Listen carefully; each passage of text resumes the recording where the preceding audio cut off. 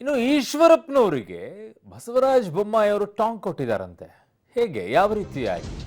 ಮಗನಿಗೆ ಹಾವೇರಿ ಟಿಕೆಟ್ ಕೈ ತಪ್ಪಿದ್ದಕ್ಕೆ ಈಶ್ವರಪ್ಪನವರು ಬೇಸರವನ್ನ ಹೊರಹಾಕಿದ್ರು. ಯಡಿಯೂರಪ್ಪನವರು ಒಬ್ಬರನ್ನೇ ಬ್ಲೇಮ್ ಮಾಡುವಂತಹ ಪ್ರಶ್ನೆ ಇಲ್ಲ ಇದರಲ್ಲಿ. ಸರ್ವೆ ವರದಿಗಳನ್ನು ಆಧರಿಸಿ ಹೈಕಮಾಂಡ್ ಟಿಕೆಟ್ ಅನ್ನ ಕೊಟ್ಟಿದೆ, ನೀನು ನಿಲ್ಲಲೇಬೇಕು ಅಂತ ವರಿಷ್ಠರು ಸೂಚನೆಯನ್ನ ಕೊಟ್ಟರು. ಸೊ ಎಲ್ಲವನ್ನ ನಿಭಾಯಿಸುವಂತ ಶಕ್ತಿ ಇದೆ ಅಂತ ಬಸವರಾಜ ಬೊಮ್ಮಾಯಿ ಅವರು ಈಗ ಸ್ಟೇಟ್ಮೆಂಟ್ ಅನ್ನ ಕೊಟ್ಟಿದ್ದಾರೆ. ನನಗೆ ಗೆದ್ದು ಬರುವಂಥ ಎಲ್ಲ ಆಶೀರ್ವಾದವನ್ನು ಸನ್ಮಾನ್ಯ ಯಡಿಯೂರಪ್ಪನವರು ಮಾಡಿದ್ದಾರೆ.